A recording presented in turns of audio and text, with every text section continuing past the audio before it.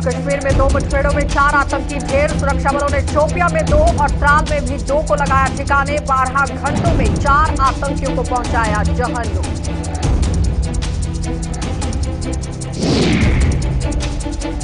परिसीमन के ड्राफ्ट पर गुलाम नबी आजाद के अब नरम पड़ रहे तेवर। 50 सीटें लेने के भाजपा के दावे की भी उड़ाई खिल्ली।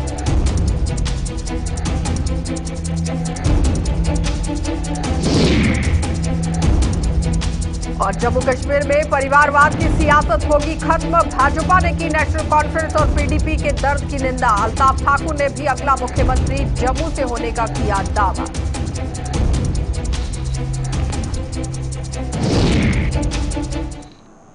नमस्कार, बुलेटिन में आपका स्वागत है। मैं हूं आपके साथ आशा सरमाल। चलिए शुरुआत करते हैं बुलेटिन की। सुरक्षा बलों ने अपने आतंक विरोधी अभियान को जारी रखते हुए साउथ कश्मीर में आज 12 घंटे के अंतराल में हुई जो 2 मुठभेड़ें हैं, उन्हें अलग अलग मुठभेड़ों में 4 आतंकवादियों को मार गिराया है। चारों आतंकी लश्कर ए तैयबा के हिट स्क्वाड के कहे जाने वाले आतंकी संगठन टीआरएफ से जुड़े हुए थे। और जानकारी के अनुसार पुलिस को शुक्रवार को आधी रात में करीब जिला शोपियां के चौगाम में 2 आतंकियों के छिपे होने की सूचना मिली थी और पुलिस ने उसी समय सेना की 44 आरआर और सीआरपीएफ की 14वीं बटालियन के जवानों के साथ मिलकर आतंकियों को पकड़ने के लिए चौगाम में घेराबंदी शुरू कर दी। सुबह 4 बजे के करीब पुलिस ने जैसे ही तलाशी अभियान शुरू किया और तलाशी लेते हुए आगे बढ़ना शुरू किया तो एक मकान में छिपे हुए आतंकियों ने उन पर फायर खोल दिया। जवानों ने खुद को बचाते हुए जवाबी फायर किया और मुठभेड़ शुरू हो गई। और सुरक्षा बलों ने आतंकियों को कई बार सरेंडर का मौका भी दिया, लेकिन आतंकियों ने फायरिंग जारी रखी। सुरक्षा बलों ने आतंकियों की फायरिंग के बीच ही उनके ठिकाने के आसपास स्थित मकानों के अन्य लोगों को सुरक्षित जगहों पर पहुंचाया और उसके बाद भारी हथियारों का उपयोग करते हुए 2 आतंकवादियों को मौत के घाट उतार दिया। आतंकियों की पहचान सज्जाद अहमद चक और बासित याकूब में की गई। और दूसरी ओर पुलवामा के त्राल इलाके में भी आज सुरक्षा बलों ने एक मुठभेड़ के दौरान 2 आतंकवादियों को मार गिराया।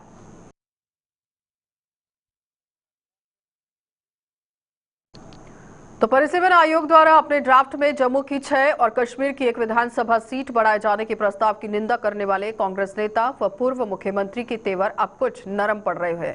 और गुलाम नबी आजाद ने पिछले दिनों चुनाव रीजन के दौरे के दौरान इस प्रस्ताव का हवाला देते हुए जम्मू को कश्मीर से लड़ाने का आरोप केंद्र सरकार पर लगाया था। लेकिन आज उधमपुर में क्रिसमस के एक कार्यक्रम में भाग लेने पहुंचे आजाद पत्रकारों से बातचीत के दौरान कुछ बदले से नजर आए। पत्रकारों द्वारा परिसीमन के ड्राफ्ट पर पूछे गए सवाल के जवाब में आजाद ने कहा कि वे जम्मू और कश्मीर को एक मानते हैं और उनके लिए ये कोई मायने नहीं रखता कि सूबे को कितनी सीटें मिली हैं। वहीं भाजपा द्वारा विधानसभा चुनावों में 50 सीटें हासिल करने के दावे की भी आजाद ने खिल्ली उड़ाई। इस झगड़े में नहीं पड़ना चाहते हैं। मैं तो जम्मू कश्मीर को एक स्टेट मानता हूँ। अभी तो हम ड्यूटी की लड़ाई लड़ते हैं और जब हम स्टेट की बात करते हैं तो स्टेट में इधर मिले या उधर मिले, स्टेट को मिले, एक स्टेट की हमें बात करनी चाहिए। अलग अलग रीजन्स में की बात नहीं करनी। तो हमारी मांग डे फर्स्ट से रही और जब ऑल पार्टीज की मीटिंग हुई थी और जिसमें मांग जो हमने की थी स्टेट की और इलेक्शन की, तो सरकार ने इलेक्शन भी मान लिए थे और स्टेट भी मान लिए। लेकिन हमने एक शर्त रखी थी उस वक्त कि भाई पहले इलेक्शंस हों, उसके बाद ये डिलिमिटेशन वो तो हुआ नहीं। तो चलो डिलिमिटेशन हुई और हम अभी भी ये चाहते हैं कि पहले स्टेटहुड दें और फिर उसके बाद दिन में वो सपने देखेंगे तो कौन होगा। तो परिसीमन आयोग के ड्राफ्ट पर नेशनल कॉन्फ्रेंस और पीडीपी को हो रही आपत्ति को भाजपा की कश्मीर इकाई ने आड़े हाथों ले लिया है। भाजपा का कहना है कि इस ड्राफ्ट से अब्दुल्ला और मुफ्ती परिवार को दर्द होना लाजमी है, क्योंकि ये दोनों परिवार अब ये जान चुके हैं कि भविष्य में जम्मू कश्मीर का मुख्यमंत्री उनके सियासी दलों से नहीं होगा। अवंतीपुरा में आज सुशासन दिवस पर आयोजित एक कार्यक्रम में भाग लेने के बाद भाजपा की कश्मीर इकाई की प्रवक्ता अल्ताफ ठाकुर का दावा है कि अब चूंकि मुख्यमंत्री जम्मू का ही होगा, लिहाजा यही वजह है कि पीडीपी और नेशनल कॉन्फ्रेंस छाती पीटने को मजबूर हो गए हैं। तक खदशात की बात करें, खदशात मुफ्ती फैमिली को है और अब्दुल्ला फैमिली को, क्योंकि अभी जो जम्मू से जो 6 सीटें बढ़ी है, अब ये बात वाजे हो चुकी है कि अब मुफ्ती फैमिलीज और ये अब्दुल्ला फैमिली का सीएम आने वाला नहीं, इसलिए ज्यादा खर्चात है। वो इसलिए नहीं सीना पीट रहे कि कश्मीर में सीटें कम दी, वो इसलिए सीना पीट रहे हैं कि अब जो सीएम होगा वो जम्मू से होगा, इसलिए ज्यादा इतना वागल और इतना शोर शराबा हो रहा है। जहां तक आप बात करें कि कम्युनिटीज की, देखिए इंडियन कॉन्स्टिट्यूशन में ऐसा कोई प्रोविजन नहीं है कि आप जात का रिलीजन के नाम पे या किसी और बेस पे आप सीटें बांट देंगे, क्योंकि यहाँ जमहूरियत है, डेमोक्रेसी है। यहाँ एरिया वो एक पैरामीटर होता है, पॉपुलेशन पैरामीटर होता है, उस इलाके में गवर्नेंस की क्या सिचुएशन है वो पैरामीटर होता है। यहाँ कास्ट के बेस पे या यहाँ जो रिलीजन बेस पे उस पे कॉन्स्टिट्यूंसी बांटी नहीं जा सकती है। ये वो दौर था जब पहली डिलिमिटेशन हुई, तब नेशनल कॉन्फ्रेंस ने अपने हिसाब से कॉन्स्टिट्यूंसी को डिजाइन किया था जहां उनसे फायदा होगा। आज डिजिटल दौर है और क्लिक से आपको सामने आ जाएगा कि क्या पैरामीटर उन्होंने रखे थे जिस बेस पे उन्होंने आज की डिलिमिटेशन की है। पूर्व प्रधानमंत्री स्वर्गीय अटल बिहारी वाजपेयी के जन्मदिन को लेकर आज देश भर में सुशासन दिवस के रूप में इसे मनाया गया है और सुशासन दिवस पर भारतीय जनता पार्टी की प्रदेश इकाई ने पार्टी के जम्मू मुख्यालय में आयोजित एक कार्यक्रम के दौरान स्वर्गीय अटल बिहारी वाजपेयी को भावनीय श्रद्धांजलि दी। उनके जीवन से प्रेरणा लेकर राष्ट्र व समाज की सेवा करने का प्रण लिया गया और भाजपा के प्रदेश अध्यक्ष रविंद्र रैना की अगुवाई में आयोजित इस कार्यक्रम में पार्टी की प्रदेश इकाई के कई अन्य नेता व कार्यकर्ता भी मौजूद रहे। प्रधानमंत्री भारत रत्न, हमारे देश के अनमोल रत्न परम श्रद्धेय अटल बिहारी वाजपेयी साहब का आज जन्म दिवस है और पूरे भारतवर्ष में आज करोड़ों करोड़ देशवासी श्रद्धेय अटल बिहारी वाजपेयी जी को उनके जन्म दिवस पर उन्हें शत शत नमन कर रहे हैं, कोटि कोटि वंदन कर रहे हैं। आज उनके जन्म दिवस को पूरे भारतवर्ष में सुशासन दिवस के नाते से मनाया जा रहा है। हम सब जानते हैं स्वर्गीय अटल बिहारी वाजपेयी साहब जो एक बहुत ही प्रखर राष्ट्रभक्त व्यक्तित्व के धनी व्यक्ति थे, उन्होंने अपना पूरा जीवन देश के लिए और समाज के लिए लगाया। आज उनके इस जन्म दिवस के इस पावन दिन पर करोड़ों करोड़ भारतवासी यह संकल्प लेते हैं कि हमारे प्रेरणा स्रोत अटल बिहारी वाजपेयी जी के जीवन से प्रेरणा लेकर हम सब भी राष्ट्र, समाज और देश की सेवा में हमेशा अग्रणी रहेंगे। तो भाजपा की विभिन्न इकाइयों व मंडलों ने भी आज अटल बिहारी वाजपेयी के जन्म दिवस को लेकर सुशासन दिवस के रूप में इसे मनाया है और उन्हें श्रद्धांजलि अर्पित की। भारतीय जनता पार्टी के चक्रोही मंडल ने यहां पूर्व मंत्री व भाजपा के प्रदेश उपाध्यक्ष श्यामलाल चौधरी की अगुवाई में एक कार्यक्रम का आयोजन कर स्वर्गीय वाजपेयी को श्रद्धांजलि अर्पित की। वहीं भाजपा की जम्मू स्थित जिला कार्यालय उधमपुर और भाजपा की अनंतनाग इकाई ने भी सुशासन दिवस पर स्वर्गीय वाजपेयी को नमन किया। अपने कार्यकाल में गठबंधन की सरकार चलाते हुए 6 साल के कार्यकाल में सुशासन का काम किया और इतने ज़्यादा काम किया जो 70 साल में नहीं हुआ। उसमें उसने हर किस्म की प्लानिंग की, चाहे रोड वाइडनिंग का काम था, दरियाओं को जोड़ने का काम था, कनेक्टिविटी, और हर क्षेत्र में अच्छा काम किया। और पिछली सरकारों ने जो नहीं किया उसको करके दिखाया और गरीब लोगों के लिए काम किया। और 6 साल कार्यकाल में हिंदुस्तान का नक्शा बदल दिया। अगर एक टेन्योर उसको और मिलता था आज देश का दिशा कुछ और होती। और उसके बाद 10 साल का जो कार्यकाल कांग्रेस का रहा, जो रिमोट कंट्रोल का प्रधानमंत्री रहा, और 10 साल में करप्शन का और आए दिन घोटालों का काल रहा। और उसके बाद 2014 में दोबारा भारतीय जनता पार्टी की बहुमत की सरकार बनी, जिसकी कमान देश के प्रधानमंत्री नरेंद्र भाई मोदी ने संभाली।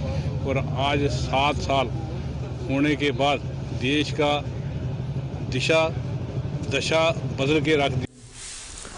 आज भारत रत्न श्री अटल बिहारी वाजपेयी जी, आज जिनके जन्मदिन पर सुशासन दिवस के रूप में हम लोग 2014 से जब माननीय यशस्वी प्रधानमंत्री श्री नरेंद्र भाई मोदी जी ने आह्वान किया था कि इसको सुशासन दिवस के रूप में हम बनाएंगे, आज हर जगह पे पूरे देश भर के अंदर, विश्व भर के अंदर आज माननीय अटल बिहारी वाजपेयी जी का हम जन्मदिन धूमधाम से मना रहे हैं। और इस सुशासन दिवस के अवसर पर जो उन्होंने कार्य किए, और 3 कार्य जो महत्वपूर्ण हम लोग याद करते हैं सुशासन के लिए। पहला, करगिल पे विजय हासिल की। दूसरा, उन्होंने पोखरान का विस्फोट किया। तीसरा, उन्होंने सर्व शिक्षा अभियान, और उसके साथ उन्होंने सड़क ग्राम योजना और वह जो राजमार्ग बन रहे हैं उनको धरातल पे लाया। और अटल बिहारी वाजपेयी जी का मिशन था सबका साथ, सबका विकास, सबका विश्वास। उसी मिशन को नरेंद्र मोदी जी आगे ले जा रहे हैं। उसके नेतृत्व में जो भी कार्यकर्ता पूरे देश भर में भारतीय जनता पार्टी का कार्यकर्ता आपको मिलेगा, वो आपको यही सेवा कार्य में आपको तो भारतीय जनता पार्टी की नीतियों से खुश होकर गांव हंसा के कई लोगों ने भाजपा का दामन थामा, जिनका पूर्व मंत्री व पार्टी के प्रदेश उपाध्यक्ष श्यामलाल चौधरी ने हार पहनाकर स्वागत किया। श्यामलाल चौधरी ने कहा कि इन लोगों के भाजपा में शामिल होने से पार्टी को और मजबूती मिलेगी और उन्होंने इस मौके पर मौजूद लोगों को भाजपा द्वारा जनहित में लागू की गई केंद्रीय योजनाओं का लाभ लेने व इनका प्रचार प्रसार करने का भी आह्वान किया।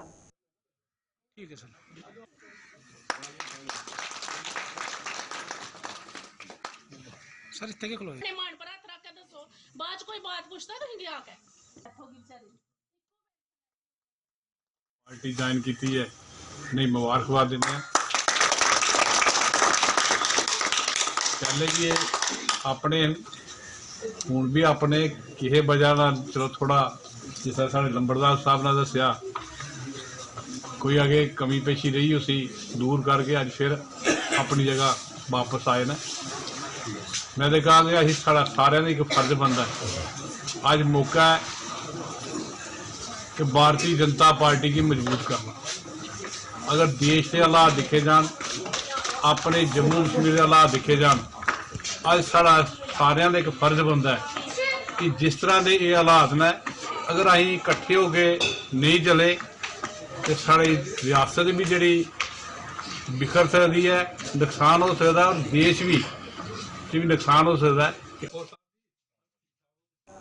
गांदरबल की डीडीसी चेयरपर्सन नुजहत इशफाक ने आज जिले में निर्माणाधीन पुलों का कामकाज का पूरी तरह से जायजा लिया। उन्होंने यहां कंगन के एसडीएम हकीम तनवीर और एसीआर सहित अन्य अधिकारियों को साथ लेकर इन परियोजनाओं की समीक्षा की और ये सभी काम तयशुदा समय सीमा में पूरा करने के निर्देश जारी कर दिए गए। उन्होंने कहा कि परियोजनाओं में अतिरिक्त लेबर की मदद भी ली जा सकती है ताकि इनमें विलंब न हो।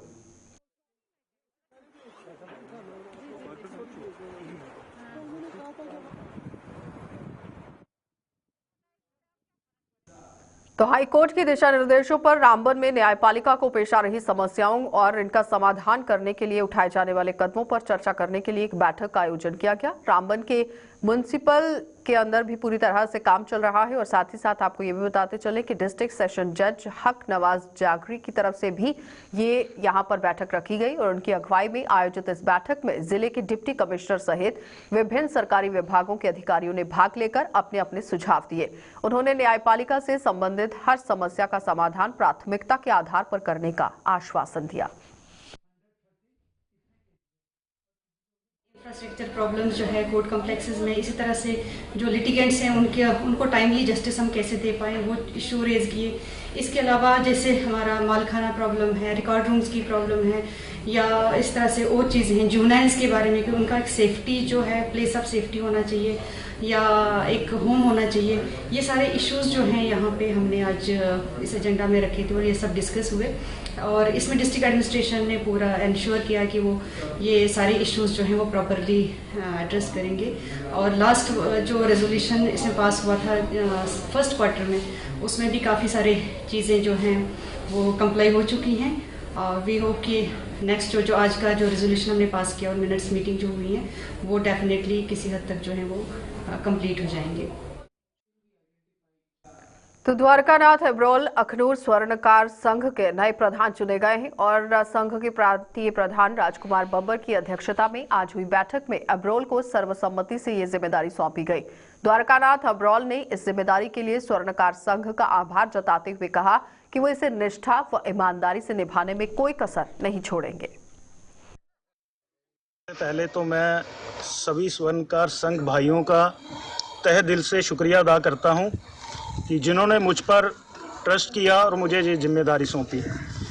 मैं अपनी तरफ से पूरी कोशिश करूंगा कि उनकी इस सोच पर खरा उतरूं और जहां भी मेरे भाई को मेरी ज़रूरत पड़ेगी राउंड द क्लॉक मैं हाजिर हूंगा। इन्हीं शब्दों के साथ मैं सबका एक बार फिर तहे दिल से धन्यवाद करता हूं। अपनी जो नई टीम आने वाली है, हम आने वाले दिनों में 12 मेंबर की एक एग्जीक्यूटिव जो टीम है वो बनाएंगे और जो हमारे अभी साबका प्रधान श्री मदन लाल कपूर जी का मुझे साथ चाहिए, और भी जो बड़े बुजुर्ग हैं उनका आशीर्वाद, मेरे भाइयों का साथ, और मैं समझता हूं कि कोई भी समस्या अगर सभी का साथ होगा तो हम उसको पार करेंगे। तो जम्मू कश्मीर में दस्तक दे चुके ओमिक्रॉन के मद्देनजर स्वास्थ्य विभाग ने तमाम जिलों में चौकसी बढ़ा दी है। हालांकि कोरोना के खौफ से ही लोग बेपरवाह हो चुके हैं और ऐसा ही कुछ डोडा में भी आज देखने को मिला, जहां स्वास्थ्य विभाग ने पुलिस की मदद से उन लोगों की कोविड जांच की जो बिना मास्क के ही घरों से निकलना अपनी शान समझते हैं। पुलिस ने बाजारों में नुमाइंदगी कर लोगों से कोविड के नियमों का पालन करने की अपील की। वहीं डोडा के सीएमओ ने बताया कि जिले में 6 अंतर्राष्ट्रीय यात्री पहुंच चुके हैं, लेकिन गनीमत यह है कि उनमें से कोई भी कोरोना से संक्रमित नहीं पाया गया है। 6 इंटरनेशनल ट्रैवलर्स हमारे पास है। एक तो लड़का जो बांग्लादेश से एमबीबीएस करने के लिए आया है, दूसरे हमारे शारजा और दुबई से कुछ लोग आए हैं। 3 लोगों के हमारे जिनको 8 दिन हो चुके थे, उनके वहाँ पे भी टेस्ट हुए थे, वो नेगेटिव थे। उसके बाद हमने उनके यहाँ पे RT-PCR का टेस्ट 8 दिन के बाद उठाया, तीनों लोगों का RT-PCR नेगेटिव है। उसके बाद भी 5 दिन हमने उनको आइसोलेशन पे रखना है, सेल्फ आइसोलेशन जिसको बोला जाता है। उसके बाद हम उनको उसके बाद वो घूम सकते हैं। तो उसके अलावा जो 3 हैं, जब उनको 8 दिन हो जाएंगे हम उनके भी सैंपल RT-PCR के लिए लेंगे और उसके बाद उनको टेस्ट नेगेटिव आता है तो ऊपर वाला करे कि उनका टेस्ट नेगेटिव आए। नेगेटिव आने के बाद उनको 5 दिन फिर हम सेल्फ आइसोलेशन वो करेंगे। तो जम्मू के जीएमसी अस्पताल में कोविड के 2 और मरीज भर्ती होने से जीएमसी व इसके सहयोगी अस्पतालों में भर्ती कोरोना संक्रमितों की संख्या 11 हो गई है। इनमें से 7 मरीज जीएमसी जबकि 4 मरीज डीआरडीओ अस्पताल में भर्ती हैं। डीआरडीओ अस्पताल में भर्ती 4 मरीजों में से 2 अंतर्राष्ट्रीय यात्री हैं, जिनमें से एक दुबई जबकि दूसरा अमेरिका से वापस लौटा है और इन दोनों के कोरोना से संक्रमित पाए जाने पर इनके सैंपल यहां जीनोम सीक्वेंसिंग के लिए दिल्ली स्थित लैब में भेजे गए हैं, जिसकी रिपोर्ट का इंतजार किया जा रहा है। और डॉक्टरों के मुताबिक ओमिक्रॉन के अलावा कोविड के कई अन्य वेरिएंट भी यहां वजूद में आने की पूरी संभावना जताई जा रही है और लिहाजा लोगों को कोविड एप्रोप्रिएट बिहेवियर की हर तरह से पालना करना बहुत जरूरी है। हमारे पास गवर्नमेंट मेडिकल कॉलेज और एसोसिएटेड हॉस्पिटल में 2 पेशेंट जो हैं कोविड-19 के एडमिट हुए हैं। कोई भी पेशेंट जो हमारे पास पहले से एडमिटेड थे उनमें से कोई भी पेशेंट हमने डिस्चार्ज नहीं किए हैं।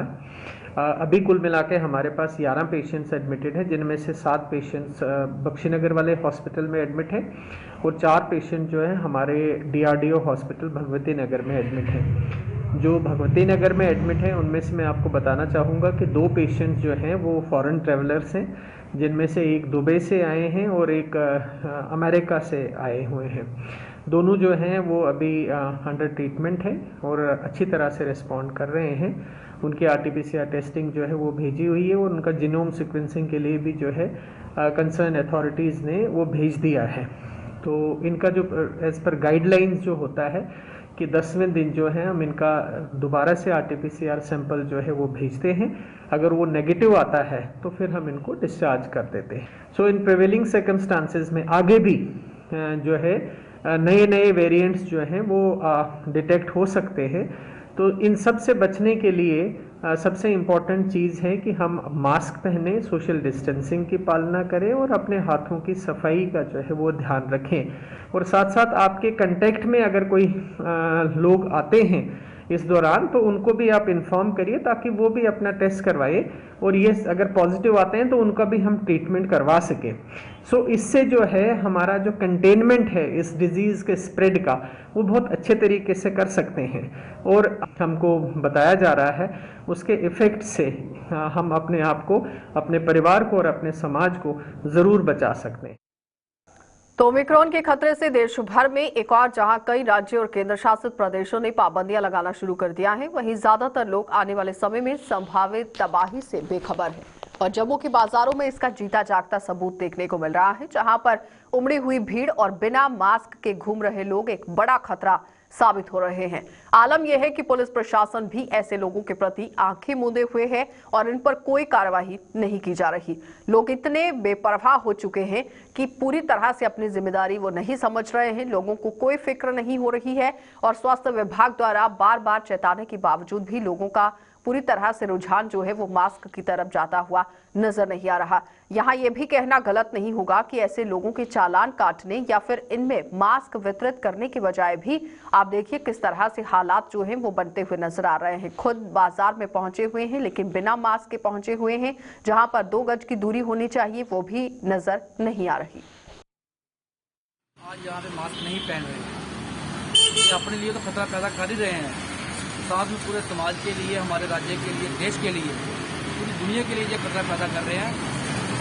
मेरी आपके चैनल के माध्यम से जो जहाँ की जनता है उनसे ये अपील है, जिस तरीके से नया वेरिएंट ओमिक्रॉन ने पूरी दुनिया के अंदर जो दस्तक दी है तो उससे जान माल का नुकसान हो सकता है, दोबारा से लॉकडाउन हो सकता है।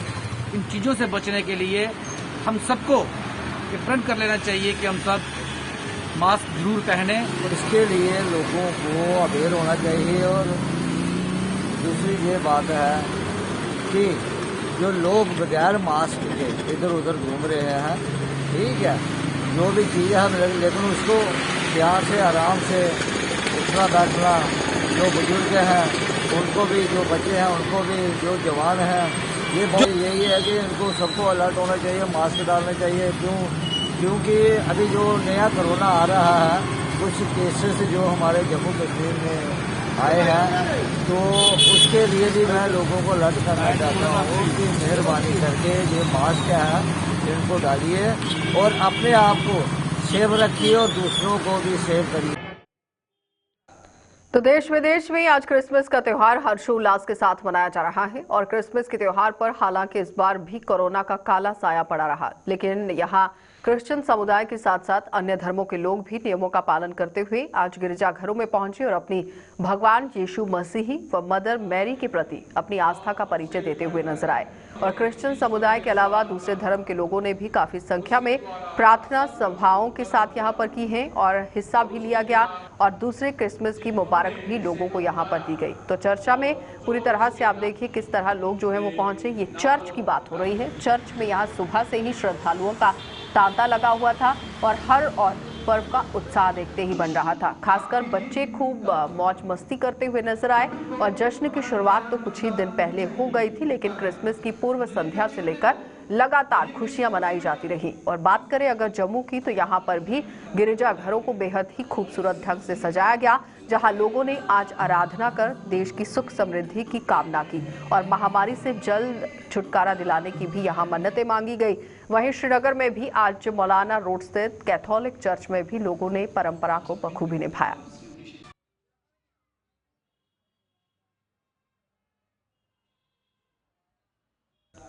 चलिए, बुलेटिन में फिलहाल इतना ही। देश और दुनिया की खबरों के लिए आप बने रहिए हमारे साथ।